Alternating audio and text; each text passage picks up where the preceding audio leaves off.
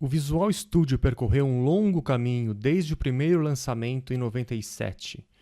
No ano de 2002, ele se consolidou com a chegada do .NET Framework, e a cada nova versão veio com mais melhorias na parte de produtividade, oferecendo sempre novas ferramentas para análise, edição de código, debugging e sempre ampliando o suporte a novas linguagens de programação.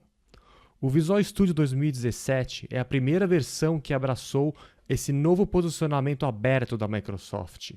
Então, seja você um desenvolvedor que trabalha com web, cloud, dispositivos móveis, no mundo corporativo, seja você um cientista de dados ou um game designer, o Visual Studio com certeza irá te atender. O meu nome é Fernando Vesali e eu vou te mostrar as novidades e melhorias do Visual Studio 2017. O Visual Studio 2017 é apresentado em 3 versões: Community, Professional e Enterprise. Durante esta sessão, eu vou apresentar a versão Community, porém, todos os conceitos apresentados também se aplicam para as versões Professional e Enterprise. Se você quiser baixar o Visual Studio, ele é totalmente gratuito na versão Community. Basta ir para o endereço visualstudio.com e baixar o instalador. E essa vai ser a agenda para hoje. A gente vai começar falando sobre o processo de instalação, que teve a interface de usuário totalmente mudada. Está muito mais claro e mais rápido agora para instalar o Visual Studio. Depois vamos conversar sobre o ambiente de trabalho, né? A IDE. Tem várias novidades legais. Tem o Lightweight Solution Load, que pode deixar as coisas mais rápidas. Eu vou explicar a polêmica lá com o project.json. Também vamos ver o GoToAll, que é bem interessante. Várias novidades legais. Depois a parte de debugging, a gente vai ver uma maneira de evitar ter que usar breakpoint temporário. Vamos ver também uma maneira de lidar com exceções adicionando condições. Vamos ver uma maneira mais fácil de atachar processo. Em seguida, a minha parte favorita, que é a parte de IntelliSense e refatoração de código. Vamos ver o Code Styling, que é bem legal se você trabalha em times e você quer manter a padronização do código.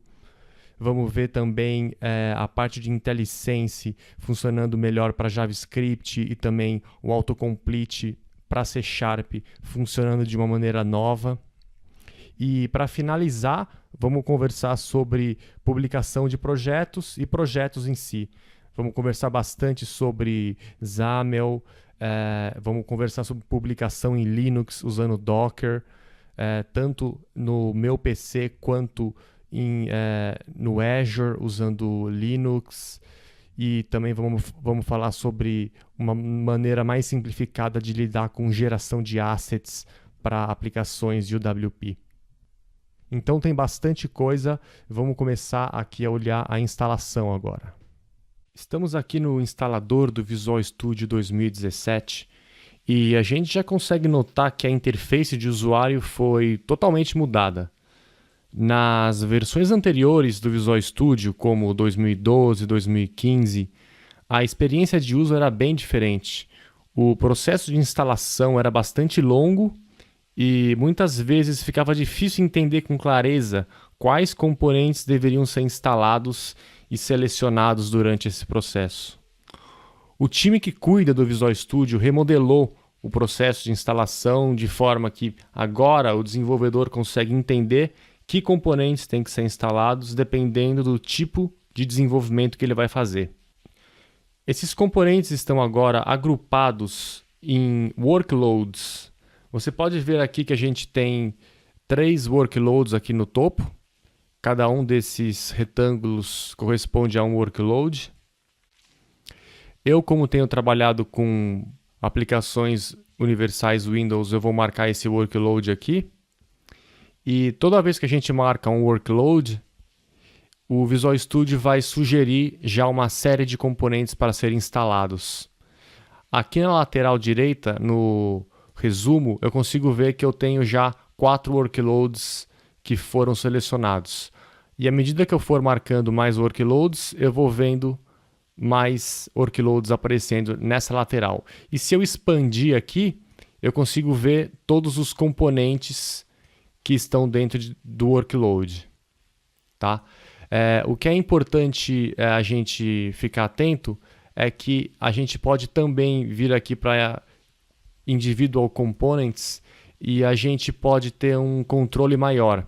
Então, por exemplo, se você está trabalhando com aplicações legadas e você precisa do Framework 3.5, você pode vir aqui e selecionar esse componente. E o mesmo vale para outras partes do Framework. Para quem trabalha com Android, com Xamarin, tudo pode ser selecionado aqui. Em relação a linguagens, nesse link aqui, por default ele já vem com inglês, mas a gente também pode selecionar outras línguas, como o português do Brasil. E para finalizar, eu tenho aqui o Visual Studio 2017 Community instalado, e hoje em dia é possível ter em paralelo não só o Community, mas eu posso ter o Community, o Enterprise e o Professional, todos funcionando em paralelo. E isso não gera nenhum overhead, não gera nenhum problema. Eles podem conviver ali todos em paz. Ok, estamos aqui no Visual Studio 2017 para dar uma olhada nas novidades e nas novas funcionalidades. E eu tenho aqui para ajudar a demonstração da gente uma solução chamada Artist Master com 2 projetos dentro. O de cima aqui é uma UWP, uma aplicação Windows Universal, e o de baixo aqui é um .NET Core.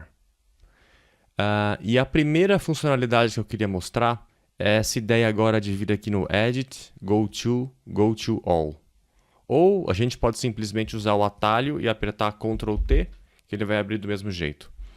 E a ideia aqui é o seguinte, eu posso fazer uma busca, por exemplo, Artists, buscar a palavra Artists, e eu posso notar aqui que na lista de resultados a gente tem uma lista bastante extensa, porque agora ele consegue procurar esse termo aqui, não só em nome de arquivo e classe, mas também até em nome de diretório, então fica uma quantidade bem grande de resultados. O legal disso é que a gente tem a habilidade aqui de filtrar os resultados. Então eu posso vir aqui e clicar em Files e ver só arquivos. Ou eu posso clicar em Types e ver só classes ou tipos, que já fica uma lista bem menor, como você pode perceber.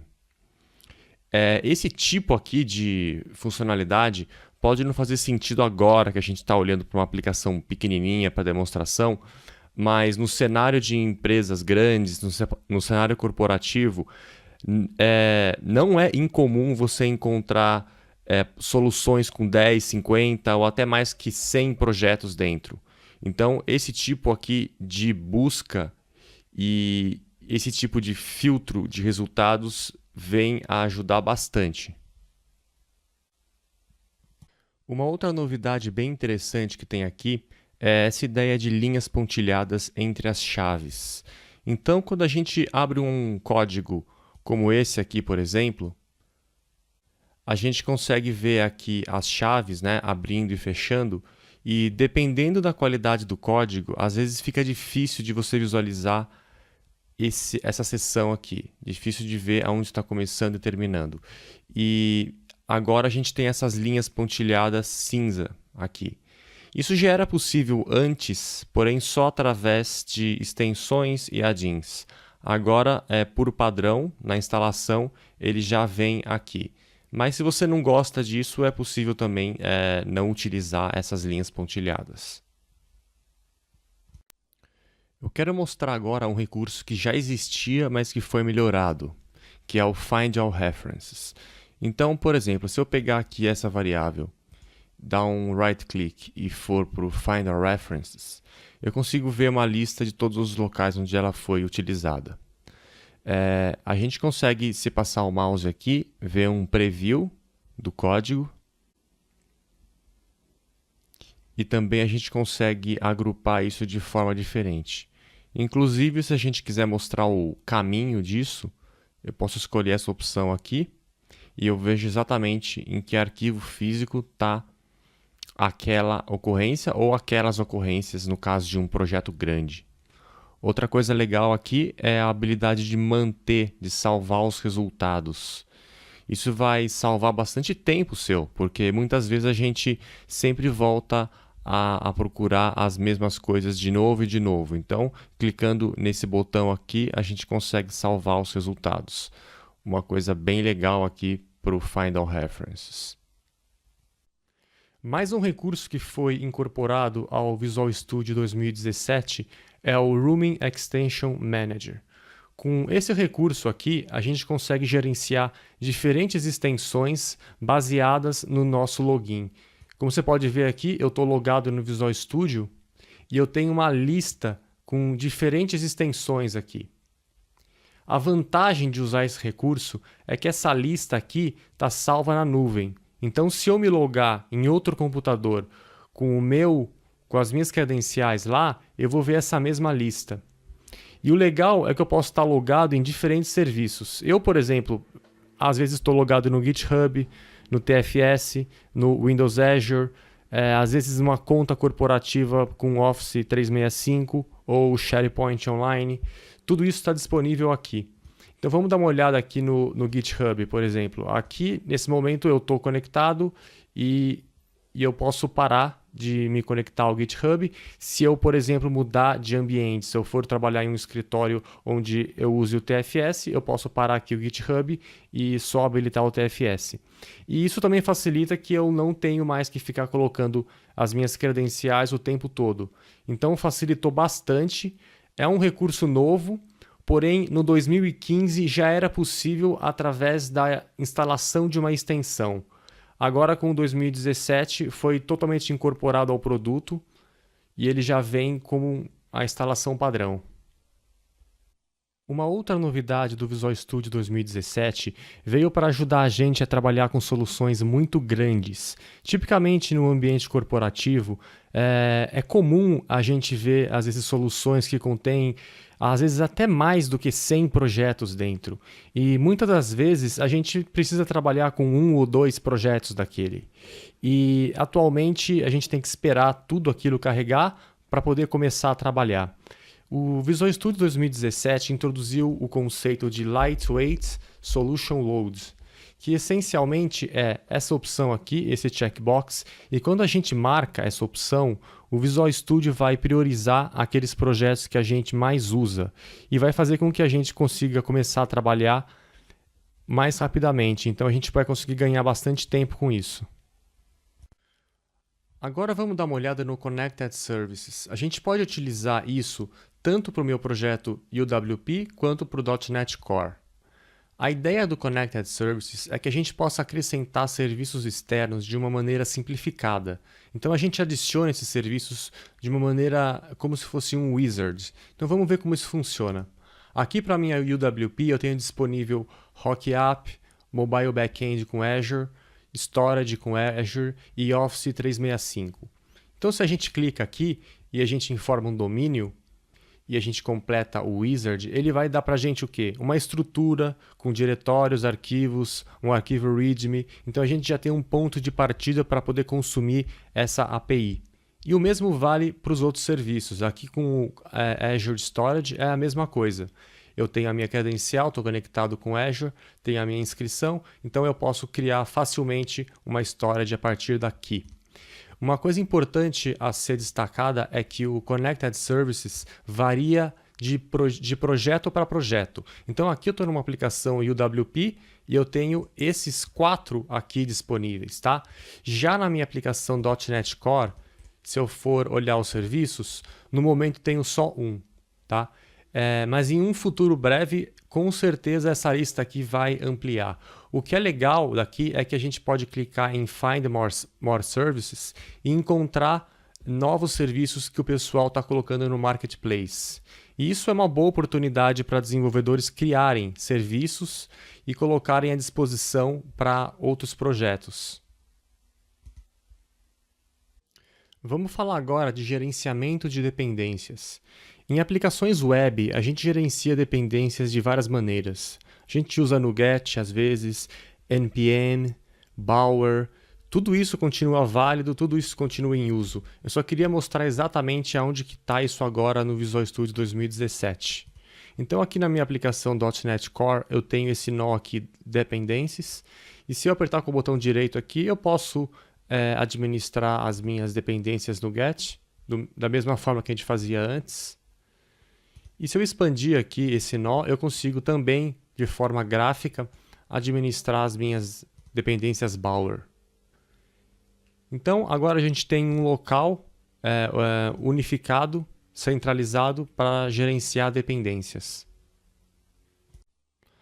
Agora, só um aviso em relação a uma mudança que foi feita no .NET Core. Se você vem acompanhando o desenvolvimento da plataforma, você certamente já se acostumou com um arquivo chamado project.json. Esse arquivo não está mais presente nas aplicações .NET Core. E as informações que esse arquivo continham, que eram, na maior parte dos casos, referências a pacotes no Get, agora estão em outro arquivo, que é o arquivo do projeto, o velho csproj. E para a gente abrir esse arquivo, a gente clica com o botão direito aqui e a gente pode editar o csproj.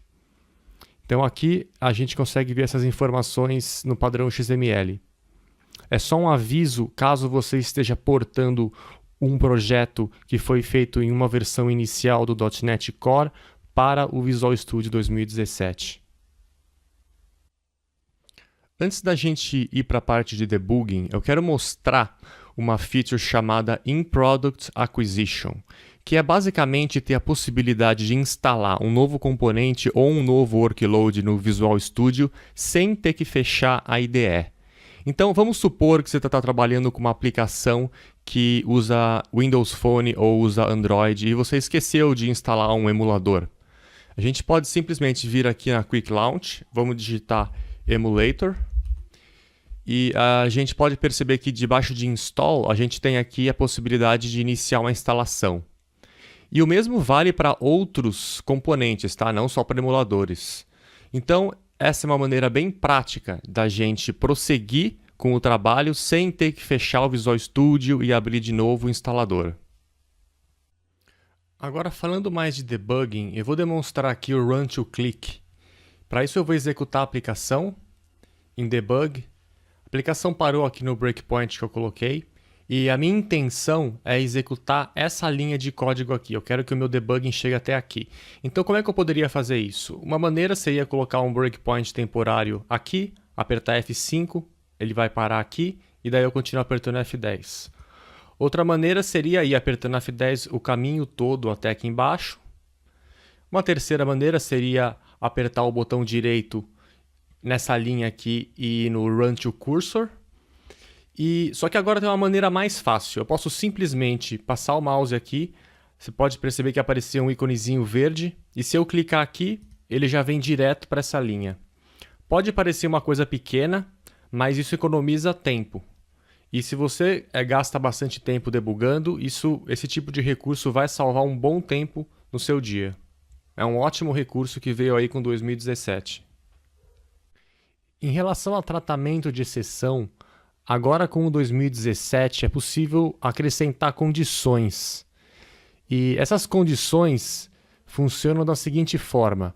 Para determinados tipos de exceção, a gente pode agora determinar se a aplicação vai parar ou se ela vai continuar executando. Para exemplificar, eu coloquei aqui uma linha de código que vai gerar uma exceção de formato, porque ele vai tentar converter esse valor aqui para datetime. E não vai funcionar. Então, para isso, eu vou colocar um breakpoint aqui e vou executar a aplicação.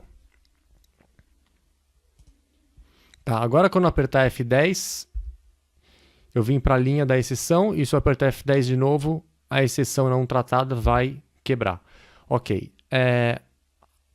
Se eu expandir aqui, vocês podem perceber que eu tenho esse link para editar condições. Então, eu vou clicar aqui e aqui eu posso especificar que dependendo que essa exceção desse tipo aqui, ó, System Format Exception, quando ela pertencer a um módulo que tem um nome não igual ou um nome igual, por exemplo, a foo.dll,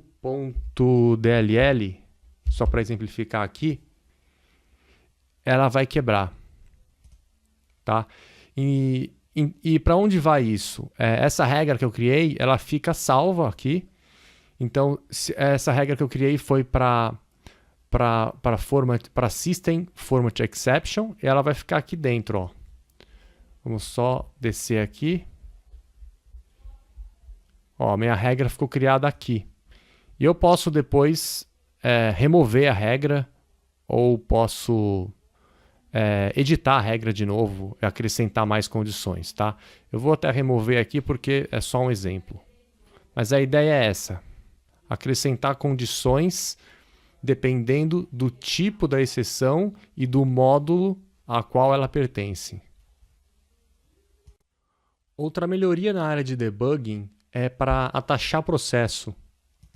Atachar processo é basicamente uma atividade simples, porém a lista é bem extensa e às vezes fica um pouco chato você ter que achar aqui o processo pelo nome. Agora eles colocaram aqui uma filtragem, então eu posso, por exemplo, digitar o nome do meu processo e eu encontro ele com facilidade.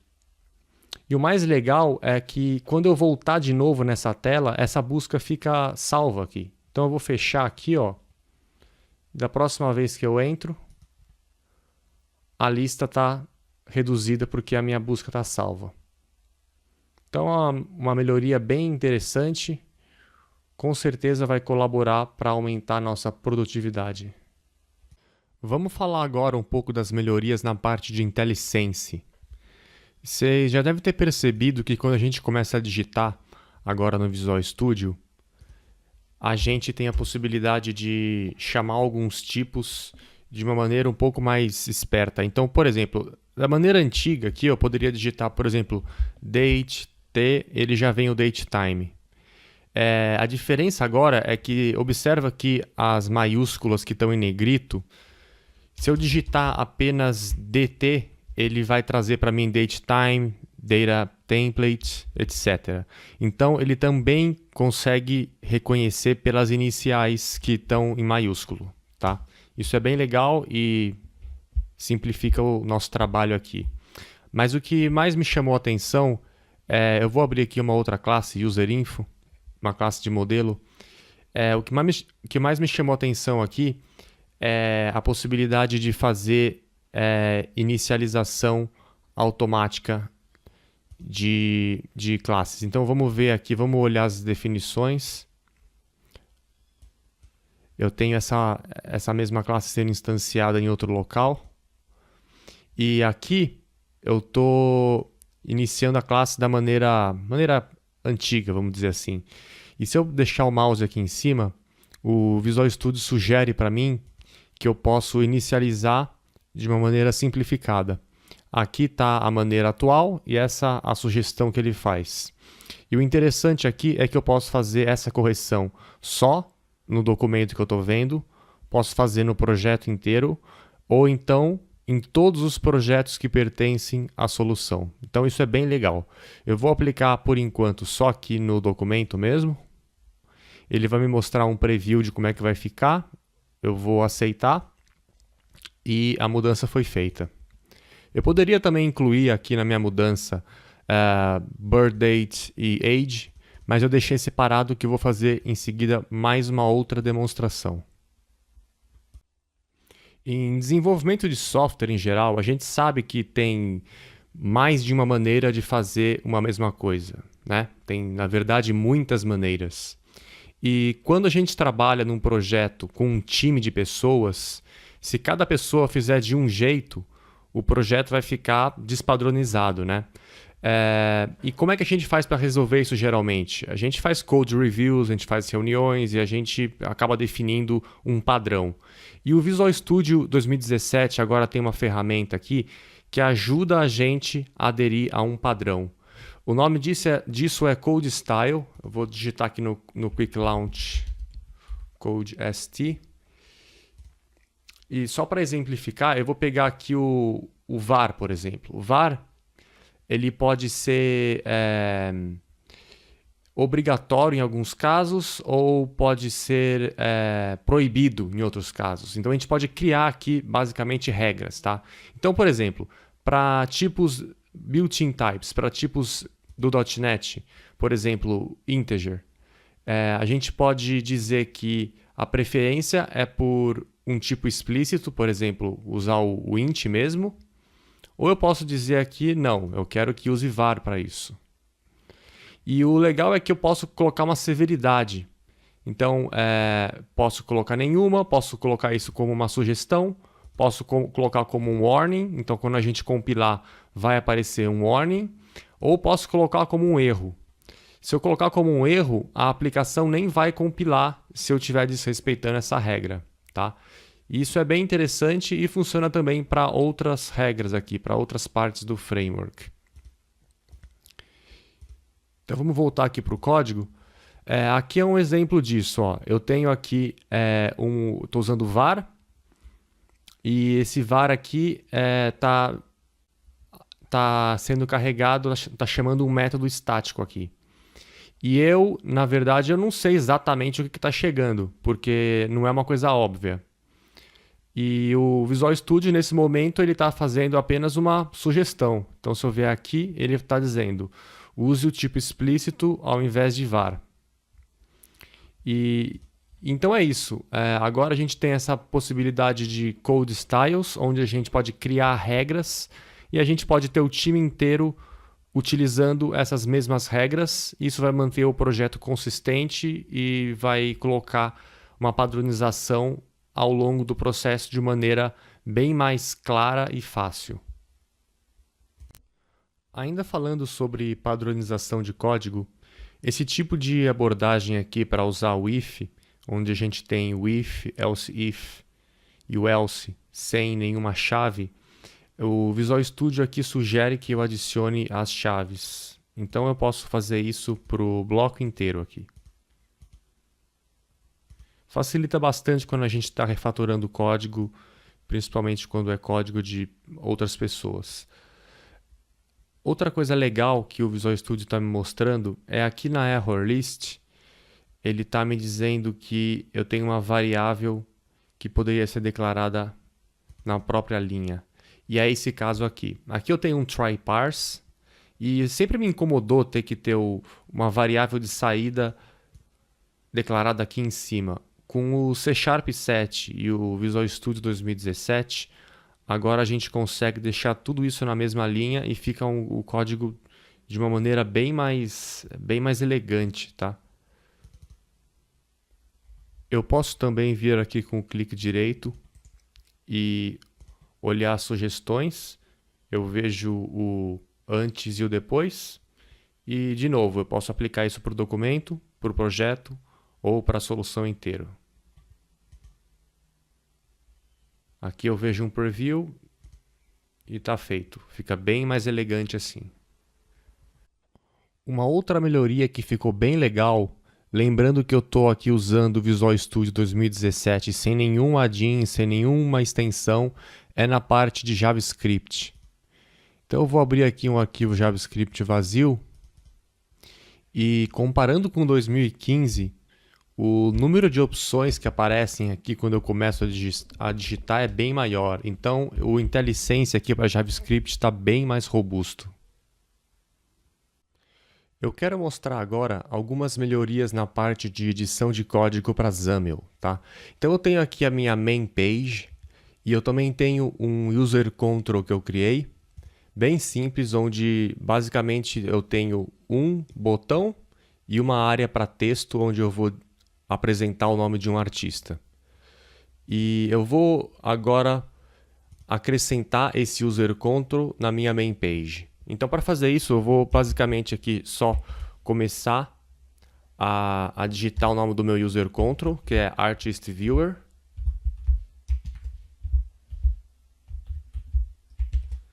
Ele já autocompletou aqui para mim e já está sugerindo aqui o namespace que eu devo importar. Então vamos rodar a aplicação e ver como é que está aparecendo. Tá, agora eu tenho o meu botão aqui no meio e cada vez que eu clico eu consigo ver o nome e a descrição de um artista. Eu posso também aqui nesse momento usar essa ferramenta aqui para selecionar um item.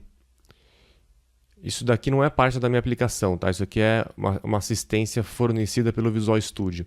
Então eu posso vir aqui, abrir a minha árvore e ir diretamente para o código. E o interessante é que a minha aplicação está rodando, tá? E eu posso vir aqui no código do meu user control e, por exemplo, alterar o meu XAML enquanto ele está rodando. Então, nesse momento, o meu botão e o meu texto eles estão centralizados. Então, se esse texto aqui ficar um pouco maior, tudo muda de posição. O que eu vou fazer agora é, eu vou alterar o alinhamento para a esquerda. Então, vamos deixar aqui left e vamos ver a aplicação. Ó, imediatamente a aplicação já está atualizada. Detalhe que eu nem precisei parar a aplicação, tá? O mesmo se eu mudar aqui, vamos mudar para a direita. E a aplicação já respondeu na hora. Então é um recurso bem interessante, porque a gente pode fazer alterações no XAML sem parar a aplicação. No 2015 era possível fazer alterações somente no code behind. Agora a gente consegue também no XAML. Agora eu queria falar mais sobre publicação de aplicações web. Então eu vou setar aqui o meu projeto .NET Core para ser o meu Startup Project. E a primeira coisa que eu quero fazer é startar esse projeto aqui no meu ES Express. Só para a gente dar uma olhada na cara da aplicação e ver como é que ela é. E posteriormente eu vou também publicar isso no Docker. No Docker que eu tenho no meu computador e também no Docker que eu tenho no Azure. Tá? Então, não tem muito segredo da aplicação aqui. É basicamente uma aplicação feita pelo template que vem com o Visual Studio. Tá aqui no meu localhost, porta 50553. Tá, vamos fechar aqui. E agora vamos adicionar Docker Support para a aplicação.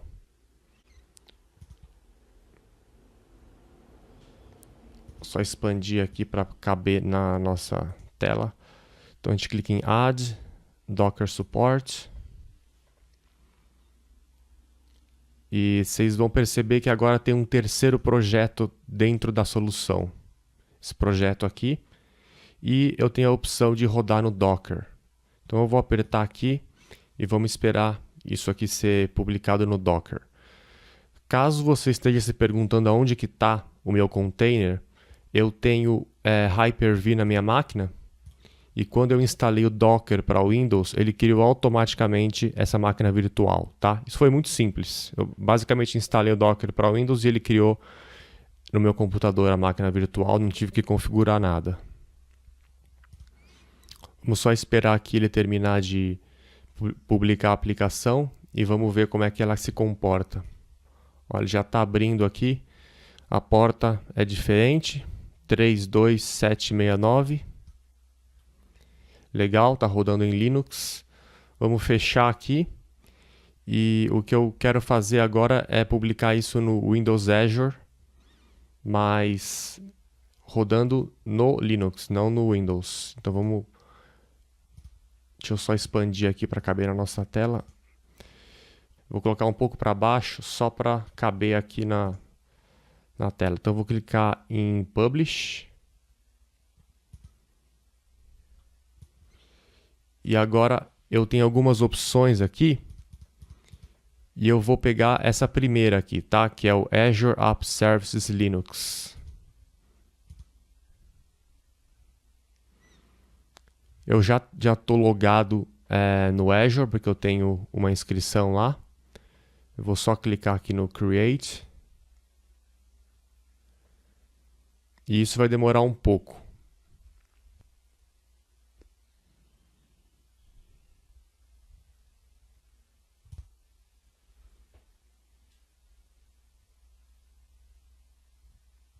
Agora a gente consegue começar a ver aqui alguns comandos sendo feitos para o Docker pelo Visual Studio.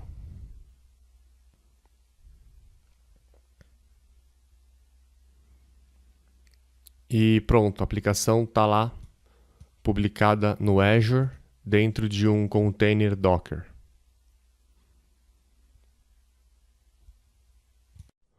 Ainda falando sobre publicação, agora eu vou mudar aqui para a nossa aplicação UWP. E uma das coisas que mais consumiam tempo e incomodavam antes era a parte de assets.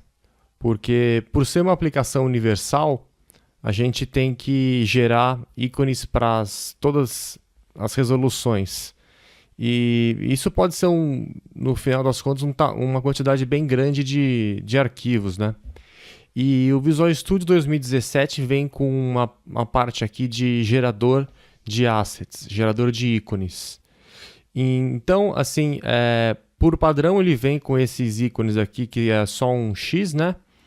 Só que agora a gente tem a opção aqui de abrir um ícone. Eu vou usar só um ícone que eu peguei como demonstração aqui. E a partir desse ícone aqui, a gente pode gerar para todas as escalas, todas as resoluções. Geralmente, para splash screen a gente não usaria isso. A gente usaria uma imagem própria, mas só para efeito de demonstração aqui, eu vou deixar para splash screen também. Tá? Eu vou então clicar aqui no Generate. Ele está agora só me perguntando se eu quero mesmo sobrescrever esses arquivos. Vou colocar OK. Vamos olhar aqui desse lado os novos ícones aparecendo. Então foram criados, ó. São vários ícones aqui. Vamos agora rodar a aplicação e ver como é que se comporta. Agora a gente vê na tela inicial já o ícone novo e aqui embaixo a gente consegue observar também o ícone em uma diferente resolução.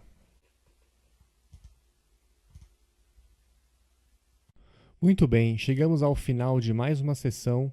Nós falamos sobre uma quantidade bem grande de conteúdo aqui, desde a instalação, passando pela IDE, debugging, IntelliSense, refatoração de código, projetos e publicação. Esse foi o Novidades e Melhorias do Visual Studio 2017. Meu nome é Fernando Vesali. Obrigado e até a próxima.